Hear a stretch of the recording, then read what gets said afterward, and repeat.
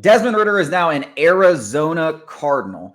And I was a little bit surprised by this only because I thought Desmond Ridder to me was a cheap backup. Like Taylor Heineke was the guy that should have gotten the axe because, in my opinion, Desmond Ridder at worst was just as good as Taylor Heineke. And he's $6 million cheaper this year. But does this give you a little idea of kind of what was going on behind the scenes? Like, do you think this kind of tells you that Arthur Smith was a little clung on to Desmond Ridder a lot more than Terry Fontenot, and maybe that was his guy, and or maybe is that painting the picture? You don't think that at all? I don't believe. I believe that it was 100% a joint decision between Fontenot and Smith to go with Ritter, to draft Ritter, and then to go with him in the situation that they were in.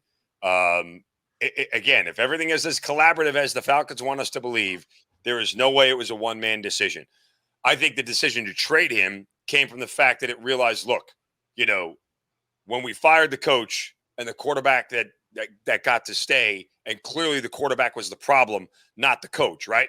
Like we can all admit objectively, and I know I'm the only guy on this island, Arthur Smith was not the real problem. It was Desmond Ridder. And Arthur Smith got himself fired because the quarterback could not execute.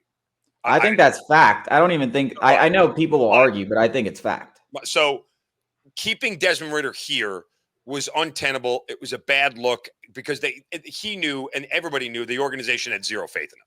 So this was just about moving on for him, getting rid of him and leaving it alone and just kind of turning the page and giving him a fresh start because he never would have had one here. Yeah, that's fair. God forbid Kirk Cousins gets hurt in week 3 and you see him trotting off the sidelines. Is anybody at Mercedes-Benz Stadium cheering? No, they're booing like wildly. Like he was never going to succeed here, Desmond Ridder. It doesn't matter what he did. Yeah.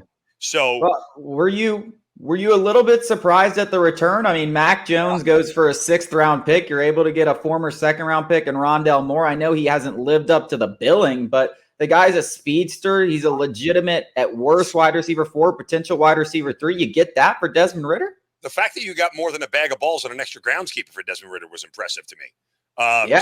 Take it and run. Like the Arizona Cardinals seem like that one guy in your fantasy league that gets fleeced every year for a stupid trade. Like that's what the Arizona Cardinals feel like right now. The guy that I can't like remember other trades, but I mean I know they're a dumpster fire of an organization, so I'm sure they're getting fleeced left and right. Yeah, I mean that made no sense to me. I mean it seemed like a guy. We talk about Darnell Mooney and not putting up the stats necessarily that you might expect for the contract that he received. But I said this yesterday, he was catching from Justin Fields, Andy Dalton, and Nick Foles over the last 3 seasons. Darnell Mooney was catching passes from who? Who was the quarterback when Kyler Murray was out? I like 4 different guys. I mean, a bunch of guys that that were plumbers before they became backup quarterbacks. I mean, I'm just saying, like, the situation was terrible. Now I don't expect him to come here and be a 1,000-yard guy, but like you said, the fact that you got anything, I thought it might have been a conditional 7th round pick that we never got. I was shocked we actually got a player. Look, I mean, I have no issues with anything that Terry Fontenot has done since the day that he got here.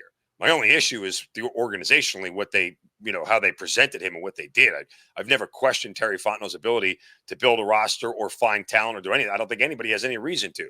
He's really good at his job. I think he's proven that over and over again. Again, I didn't like the way the whole Arthur Smith thing went down. My feelings on that. We've talked about it repeatedly. But turning the page, you got a good GM, man. You got a good personnel guy who understands and knows how to acquire talent. And I think that's paramount more than anything. So, from that standpoint, yeah. As far as the backup quarterback situation is concerned, I'll say this much. And you want the smartest, most easiest plan out there? If you ask me, I'm going to blow your mind with this. I'd go sign Jimmy Garoppolo right now. Hold on a second. What system does he come from? The same exact system that Zach Robinson is going to run. Okay?